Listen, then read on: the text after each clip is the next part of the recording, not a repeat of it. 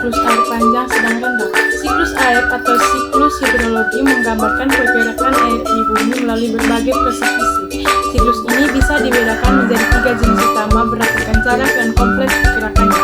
Yang pertama, siklus pendek, sedang, dan panjang.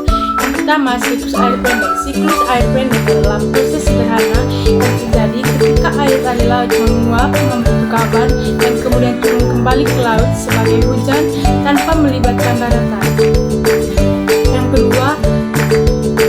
Yang kedua, siklus air sedang. Siklus air sedang melibatkan proses yang sedikit lebih kompleks daripada siklus pendek, karena air bergerak dari laut ke daratan sebelum kembali ke laut.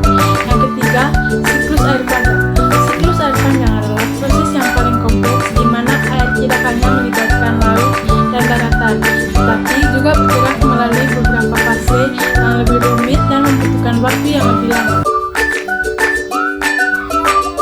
Berikut adalah penjelasan tentang proses terjadinya siklus air untuk siklus pendek, panjang, dan sedang. Yang pertama, siklus air pendek. Yang pertama, evaporasi. Air di permukaan laut menguap karena panas matahari berubah menjadi uap air dan naik ke atmosfer. Yang kedua, kondensasi. Uap air yang naik ke atmosfer mendingin dan mengembun menjadi awan. Yang ketiga, presipitasi. Awan membawa uap air tersebut ke daratan dan jatuh sebagai hujan atau salju di pegunungan atau wilayah dingin. Yang keempat, infiltrasi dan perkolasi. Air hujan atau salju yang mencair meresap ke dalam tanah dan menjadi air tanah. Yang kelima, pengakuan air tanah. Air yang tersimpan di dalam tanah akhirnya keluar sebagai mata air atau sumur mengalir ke permukaan. Yang keenam, runoff. Air dari mata air atau hasil lelehan salju mengalir melalui sungai menuju laut. Dampak dari siklus air pendek, sedang, panjang.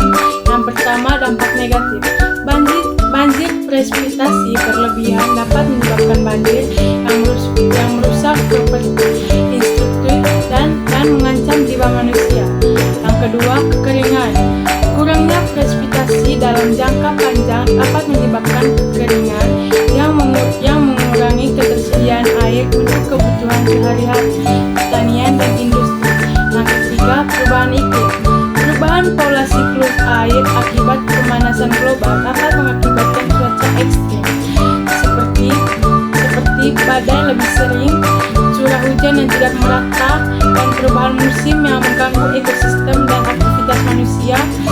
Secara keseluruhan, siklus air adalah proses alam yang krusial dan berpengaruh luas, mempengaruhi berbagai aspek kehidupan dan lingkungan di bumi.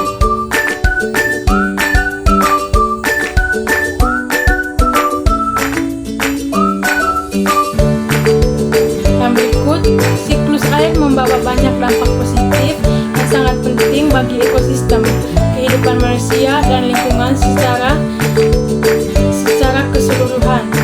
Berikut adalah beberapa dampak positif utama dari siklus air. Yang pertama, ketersediaan air tawar.